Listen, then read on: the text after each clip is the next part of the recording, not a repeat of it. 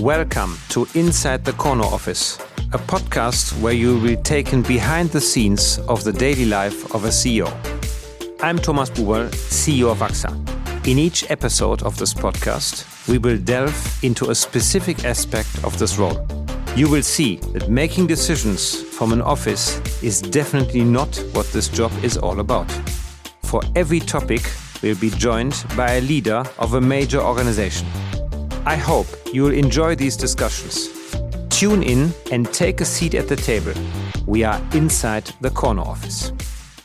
Welcome back to Inside the Corner Office. Today, I'm joined by Sanjiv Lamba, Chairman and CEO of Linde, a leading global industrial gases and engineering company operating in more than 80 countries and serving a wide range of industries such as healthcare, manufacturing, chemicals, food and beverages. Linde plays a central role in supplying essential gases and developing solutions that support both industrial progress and the energy transition. Coming from a background in finance, Sanjiv brings discipline and long-term perspective to leading a complex, capital-intensive global organization. In this conversation, we explore his approach to leadership, how he navigates under uncertainty and geopolitical shifts, and why he is placing strong conviction behind hydrogen and decarbonization. Sanjiv, welcome. Thank you, Thomas. Good to be here. Do you remember when we first met? I do. I remember a really nice breakfast we had together, Thomas, and some really interesting conversations as well. Very good. It was only a few months ago. Exactly. And I'm very glad that you are here today. We would like to talk a little bit about you, about your leadership, but certainly also about the very big and global merger that you have successfully managed, because it's very rare to see how a very big operation leads to such success. But let's maybe talk about you first. So you come from finance and you end up as a very successful CEO and chairman. Tell us a little bit about your journey and how you got there. So, Thomas, I'll start off with an interesting story before I tell you a little bit about my journey, which is, so born in India, brought up in India, from an army family. My father expected me to go into the services. I wanted to be an Air Force pilot. At 14, I got my first set of glasses, and there went my dream of being an Air Force pilot. So what did I do? I became a chartered accountant. There went my dream. But having said that, the finance training provides a fairly unique set of skills. It gives you the ability to be very analytical, makes you data-driven, which is very true for me, and brings a huge amount of discipline. And in truth, that combination has been extremely useful in my career. But I will give you a big but there. My leadership lessons have all happened over the 36 years with Linde. That is where I learned leadership and how it's applied in business every day. And two things stand out. One, clarity, and the other, judgment. Tell us a bit more about that. Yeah. So clarity for me, clarity of purpose, clarity of goals, clarity of direction is important for leaders themselves, but even more important for their teams. And Linde has taught me over the years in ensuring that we're able to communicate that effectively to the organization, to ensure you have an aligned organization all pulling in the same direction. And that has been a huge part of how we've managed our business. And I would say I would attribute some of our success to that clarity as well. The second is judgment. Everybody has their own definition. I'll give you mine. So for me, judgment is a fairly unique ability to bring passion and objectivity to the table when you're having a conversation. Now remember, we make major investment decisions, as do you. And to be at the table and have the ability to bring these two things to come together, passion and objectivity, when looking at large major decisions, which have typically for us, contractual periods ranging between 15 to 25, in some cases 30 years, you want to be able to have a very clear, objective view of the risks, be able to price them, understand the trade-offs, and in the end, make clear decisions that move the organization forward towards its goal. Our goal is to create value. And in order to do that, the clarity that we seek and the judgment that we bring together really creates a great equation for success. Let's go a little bit deeper in this one. I mean, the clarity, I think, is absolutely important, that everybody knows where the company is going, where you want the company to go. But in such a global organization, it's very difficult to get everybody aligned, because people come from different cultures, from different backgrounds. They are very far away. So how do you manage on a day-to-day business to get to that clarity? That's a great question. So I think getting alignment on what you're trying to achieve and how you're trying to achieve it, and setting very clear milestones is critical. Mm-hmm. But that doesn't necessarily reflect back in outcomes all the time, consistent outcomes. The way we do it is what I would call our operating rhythm. Look, setting a high-level vision is important. Never get it wrong. I think the vision is critical. Setting a mission statement for the organization, equally important. The foundation, however, of getting this consistency and a common understanding of what we're trying to achieve is built on a set of values. And for us, that's been super critical. And actually, when we talk about the merger, I'll tell you why it has been that critical for us. But that's the foundation. But the operating rhythm drives behaviors every day. So what is the operating rhythm? And that is really the secret sauce over here, Thomas, which I'm giving you. For us, the operating rhythm is really embodied in the global business reviews we have every month. Mm-hmm. Why do I say that? That is a platform where not only do we hold each other accountable, but we also clarify, if we need to, the priorities that the organization has, which I actually carry on my notebook. It's the first page of every notebook I have. It's the consistency of making sure that priority is well understood, and that when we are seeing behaviors on the ground, we are measuring against those priorities that we set. That's how you get consistency. And so in this level of clarity and consistency, do you manage to also leave sufficient freedom to the local entities? Because if you look in this complex world in which we live, it's very difficult. Clarity can be also done by being very central, but clarity can also be achieved by being very decentral when things are clear. So what's your philosophy, how to manage in this difficult time? It's a great question. And I'll tell you, the industrial gas model and the Linde business model is a very local model. We're in 80 plus countries. Yep. To try and manage that centralized would not just be a nightmare, it would be ineffective. So really, empowerment and accountability go hand in hand. They are two parts of the same equation. So for us, we empower. Obviously, we build capabilities. We empower those people, the talent within our businesses, to run their businesses and deliver results consistently. There are some things not negotiable, values not negotiable. Yeah. Right? We'll be safe, we'll be reliable, we'll have integrity in what we do. We will give back to our community. We'll make sure we're inclusive as an organization, and we will hold each other to account. Those values are not negotiable. But for the rest, the actual performance, we will empower them to go out and achieve what we expect of them, and also support them where needed.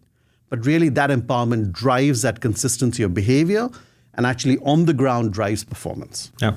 And how do you organize, like when you think about organizational structures, the role of the holding versus the local country? Because, you are so local. Have you changed this over time? And certainly now in a world that is becoming more complex, do you rethink your model in terms of being more decentral? Or the answer is absolutely not.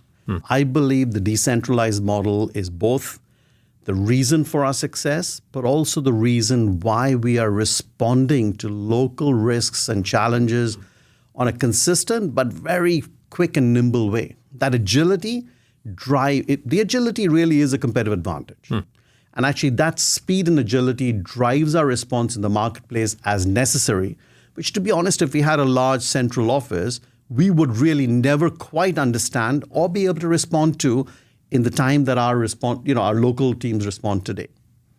The other part of the question that I will address is, we have a very small corporate office.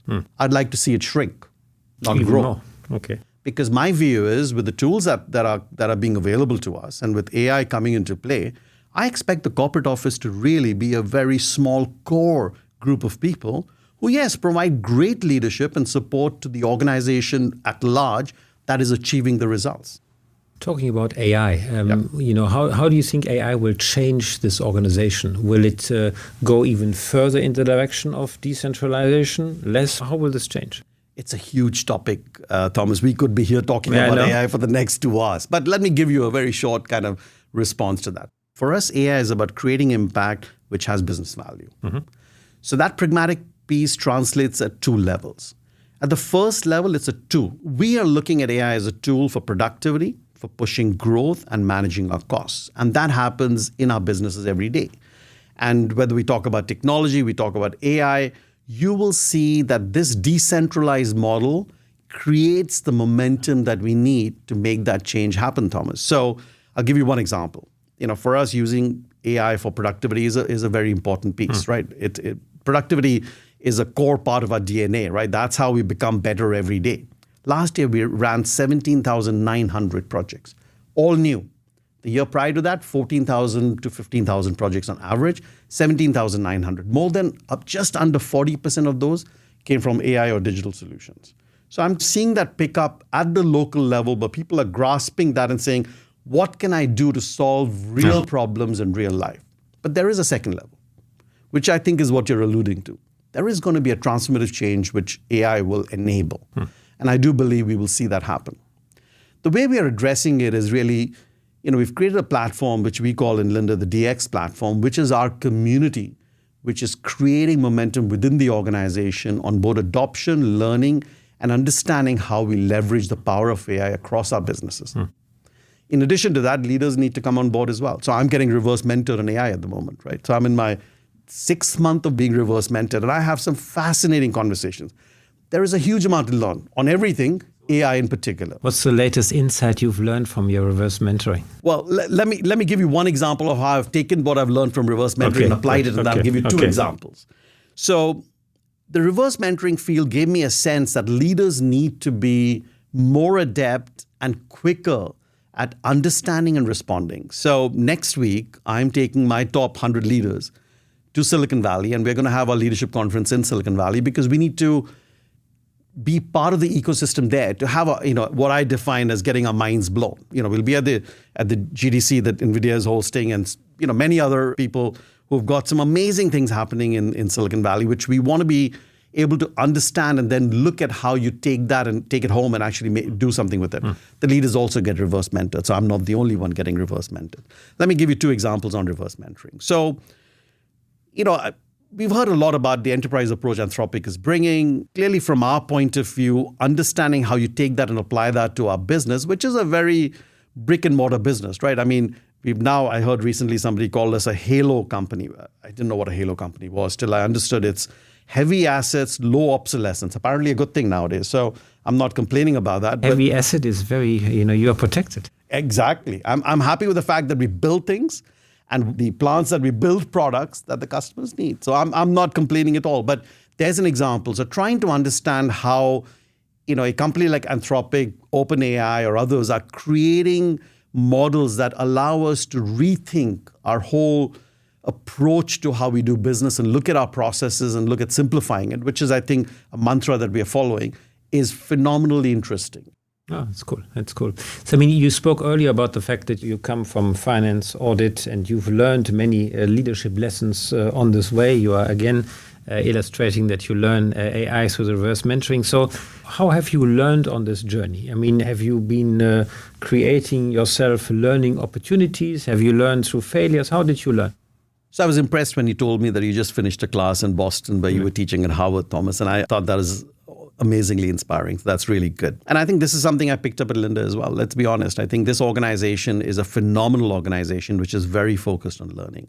And I have been personally extremely focused on learning. I'm a member of YPO, which believes its motto is lifelong learning. And I think as part of that, I have always made time every year to ensure that I am going through a structured learning process. So I've done maybe 4 or 5 programs at Harvard, 4 or 5 at Stanford, London Business School. I've tried everyone who was offering a program because my view was for me to be at cutting edge and the leader of a group that requires that, I need to constantly find a way to learn and be better. When you think a little bit about, the end of your career at Linde, not that this is close, hopefully a long time away, but what kind of legacy do you want to leave? Do you think about this or is it very difficult? I don't. And legacy is a big word. So here is how I think about it, right? I think in terms of what I do and what leaders like me do is measured best in terms of impact and preparedness.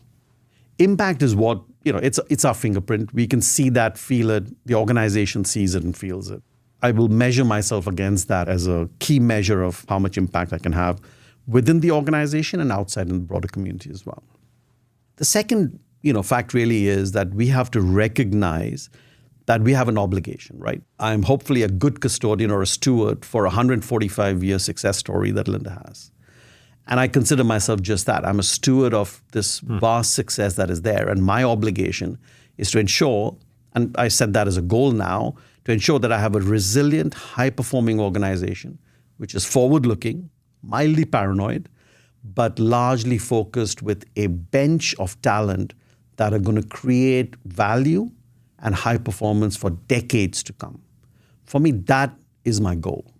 And I see myself only as a small part of Linde's journey of ensuring that we prepare ourselves for the future. Maybe picking up on this concept of resilience, because that becomes more and more important in a less and less resilient world. Yes. And what for you is resilience at Linde, and how do you ensure that resilience does exist?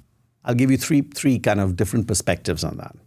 I'll start off by telling you, when we go out and communicate to our stakeholders, we always remind them that when we look at our portfolio, we're constantly nurturing our resilient portfolio. So just under 40% of our portfolio is what we call resilient. I'll give you 2 or 3 examples of that. So within that end markets like healthcare, doesn't matter what's happening to the world economy, people will still go to hospitals and doctors, and we are there to provide them with medical oxygen and other products that help them get better quicker.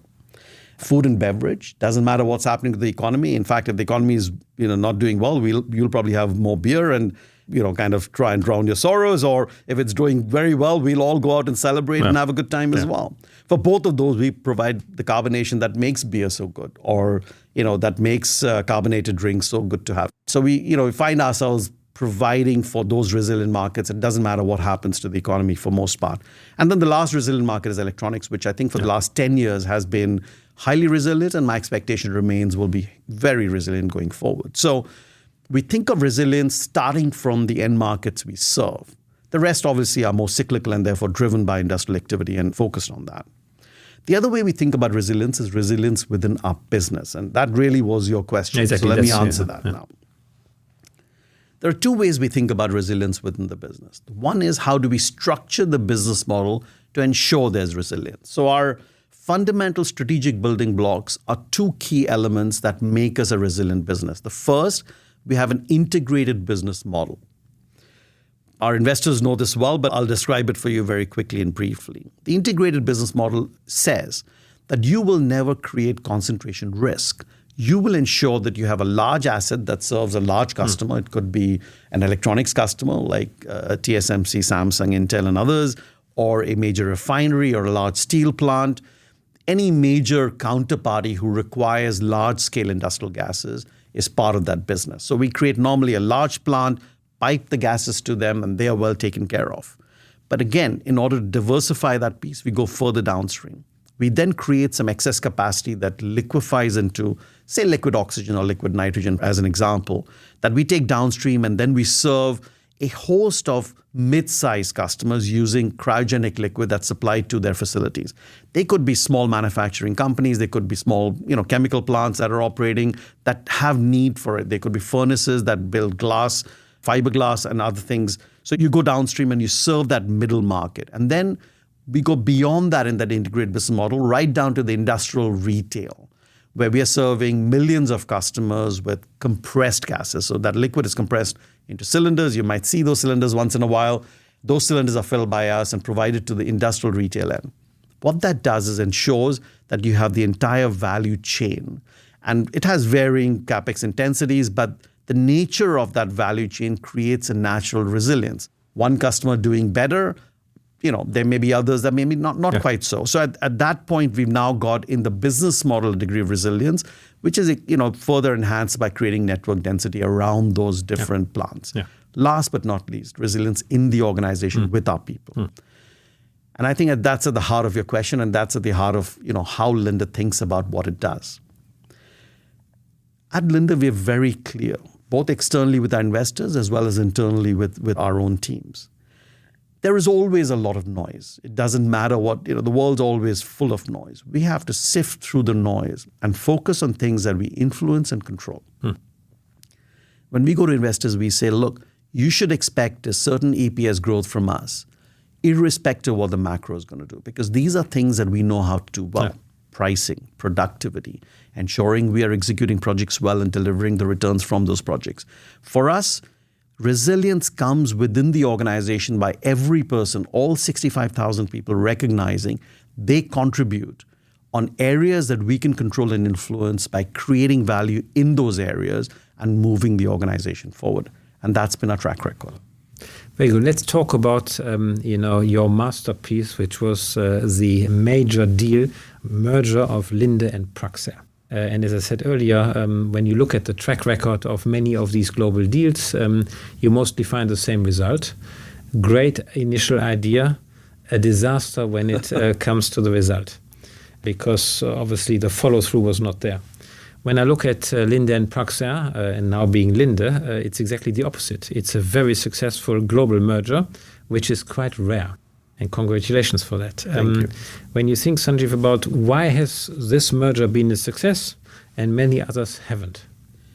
So, Thomas, I'll answer that at two different levels. I'll start off by saying leadership matters. And in this case, I'm going to give credit to my predecessors, Dr. Wolfgang Reitzler, as well as Steve Angel. It was their determination to make this merger come to fruition that actually drove the merger to happen. So vision is important, and it was important in this instance. Strategy is important. That's the other lesson. Without strategy and a clear vision, it's difficult to get to the starting point. Yeah. But at the end of the day, it's all about execution.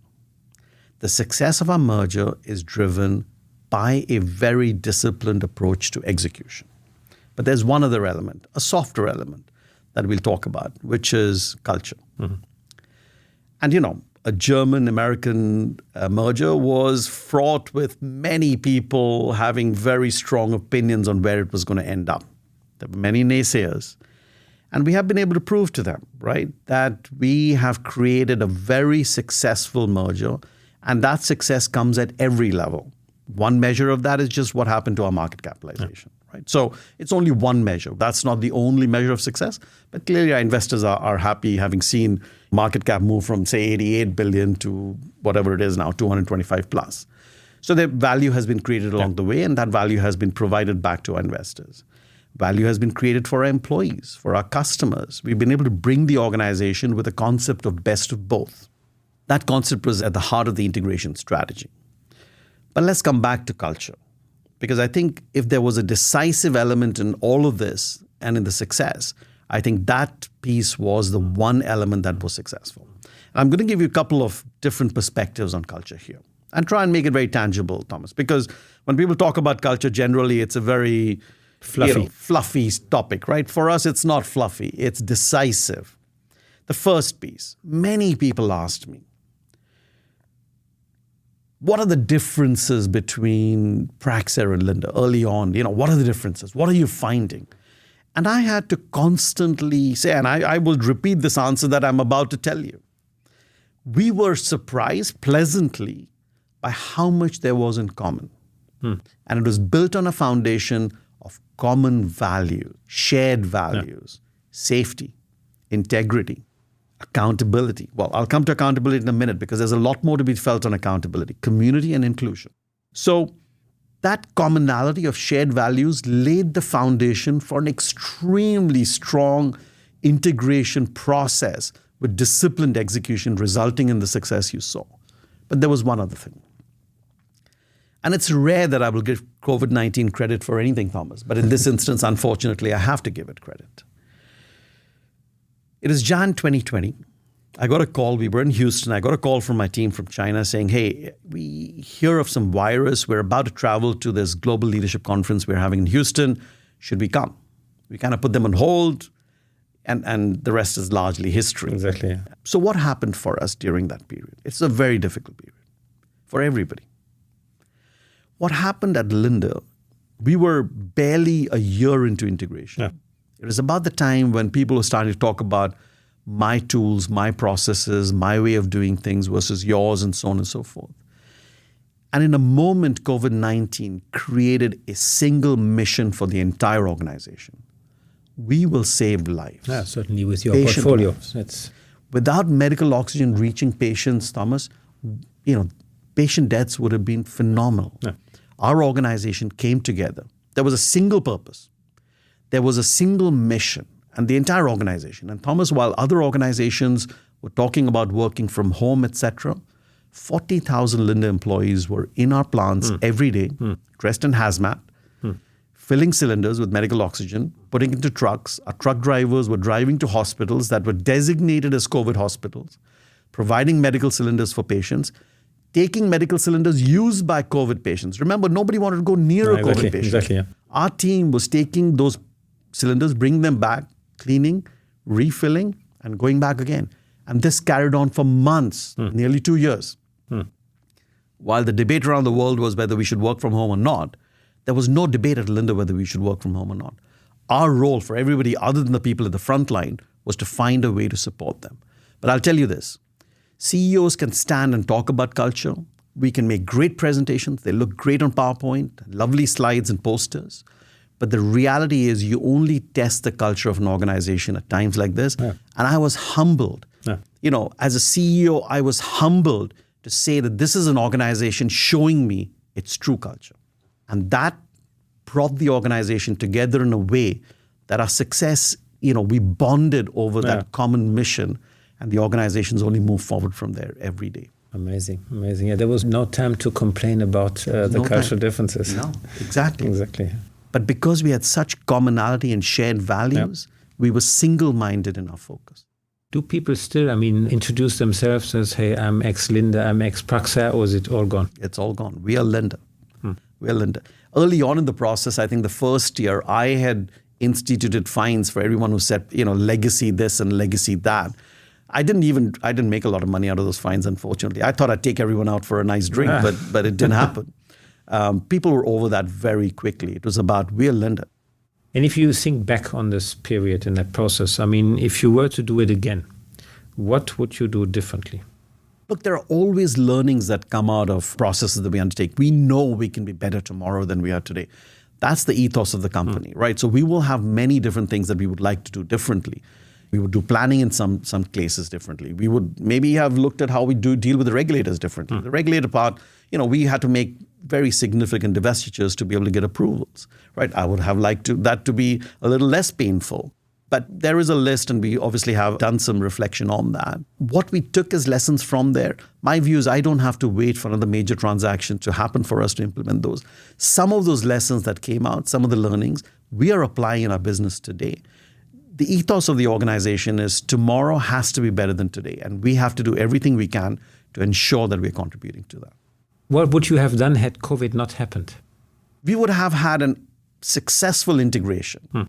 But I'm sure there would have been some debates and dialogue around which and how and why. And we're a company that believes in productivity and efficiency. Any one of those dialogues would have been a waste of energy. Yeah. And in some ways, we were able to compress that integration process into a shorter timeline because we didn't have those dialogues. At the end of the day, we would have achieved the same success. It might have taken a little bit longer if that hadn't happened. And how did you, for example, pick the leaders? How much overlap was there in the countries, and how did you pick leaders, for example? So as a principle, both organizations grew their leaders. Yeah. And I think that's an important part of our culture. That's how we create the talent bench strength that we need to be able to move the organization forward. So we always had people available who, had the attributes we were looking for. At the end of the day, the best person won. It was all about merit. It was their ability to be able to deliver results in the context of what we were looking at. And I think it was a fairly easy process, I have to tell you, because it stood out. Leaders stood out within the organization. And you know what? We feel our leaders are both accountable and empowered. And we gave them the challenge and said, go ahead and see what you can do with this. During this process, it's always important to feel the temperature of the employees because, you're far away, you never know what's going to happen. So how did you also make sure that you had a good ear in the organization to understand what was going on? We run and have run since the merger, every year a pulse survey. Surprisingly, and I think you'll be impressed with it by the numbers, but 75% of our employees, both between emails as well as on paper, actually respond back to the survey, which is well above normal. Yeah. So when 50,000 people are giving you feedback, that feedback is statistically valid and has huge insight. And for the last few years, we've been using an AI tool to actually judge sentiment based on the pulse survey. So that is the one method by which we give our employees a very clear view. We want to hear from them. Obviously, there are many other tools we use as well. There are multiple surveys that happen, but the Pulse survey for me is the lighthouse survey that employees understand that if they want to get something across to us, that is the tool to do that. They do that effectively. And we have an obligation that we've set to them. You give us feedback, we will take it, we will work on it, and we will tell you what we've done with it. You spoke earlier about talent in the organization. Yes. And when you think about how do you build like succession on different levels? I mean, obviously, when you and I started, the profile that was looked for was very different to what we would be looking at today, where we're looking for a successor. How do you make sure that you grow successors and also prepare them for the challenge that is very different to what you and I used to start with? So Thomas, I'd say this, that my career and my journey at Linde is largely representative of all the senior leaders. So not only do we grow talent within the organization, but within Linde, we've coined this phrase recently of being limitless, a little bit cliched, but we tell our employees to be limitless. And we offer examples of my journey and many other journeys to say, look what these leaders have done. And the way they did it is because they were willing to put their hand up and say, I want to do more. I want to learn more. I want to have a high impact role, and I want to prove to you that I can take an opportunity and do something with it. And we encourage that in various different ways. But really, it's all about making sure that we're grooming talent within the organization. Now, I, along with my CHRO, we own the top 200. So it's my obligation and responsibility to make sure that I'm thinking about their career moves as well. But the top 1,000 are owned by my senior leadership team. So there is a lot of ownership around the talent bench that we have and how we want to move forward with them and how we want to create a culture where learning and development is happening every day. For us, learning and development is not a course that we do a course at Duke or Stanford or whatever. Those are good for our employees, and they are an additional and incremental input. Learning happens every day on the job. So being intentional about how we create career moves within the organization is the best way to prepare leaders for the future. You spoke earlier about like the communities you have cross organization. Do you also have that on leadership side where you have like informal circles where people learn from each other? Or there is a lot. So we call them peer groups or So depending on what the area is, sometimes they're technically led and sometimes they're broadly led. But those peer groups interact with each other and learn from each other. One of the cultures within our organization that I'm again very pleased with is constant benchmarking. We're never satisfied. I always say jokingly that at Linde, we kind of celebrate for about 5 seconds, and then 35 seconds are spent on saying, why didn't we do this better? That's still very German. It is a little bit, and it's very American as well. So, this happens across the board. But, some people say self-flagellation is a form of entertainment, but we are constantly criticizing ourselves on how we can get better. And I think it's important that as we think about our culture and what we look for in this ethos of continuous improvement, I think we instill that within the organization early on and make sure that there is a passion around that. Look, we have to unfortunately already come to the end of this discussion, which I found very fascinating. There is many people listening to us that want to at some point also become a CEO. So what would be your piece of advice that you would give to a young listener so that he or she could follow your journey? Thomas, I would say I don't have any profound words to share. I will share with them what I share with my team. And, I had a recent conversation day before yesterday with the team in Africa where they were asking the same question. And I said to them, there are 3 things that really, I think, stand out for me. Ambition matters. So you've got to be ambitious. If you're not ambitious, you're not going anywhere. Hard work has no substitute.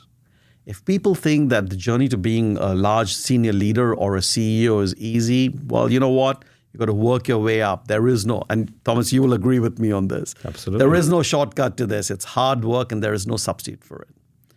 And the last piece I say to them is welcome change. Being open to change and willing to adapt is my story, right? I'm not exceptional. I'm a good leader, but my organization gave me multiple opportunities, which I grabbed with both my hands, and I proved to them I could do a phenomenal job at each one of those opportunities. And along the way, I started in India, in an office that looked very different, 36 years ago. I went on and worked in the UK for a while. I came back and worked in India again before going to Singapore, working in Germany, now in the US. each country, each region, each team has unique cultural differences. I've had to adapt at every level. And for somebody who aspires to be a CEO, the willingness to be able to adapt and take on challenges with different roles, geographies, situations is a critical element of what I think is needed in their skill or toolbox. Thank you, Sanjiv, for a very inspiring and interesting discussion. Thank you, Thomas. Appreciate it. Thank you.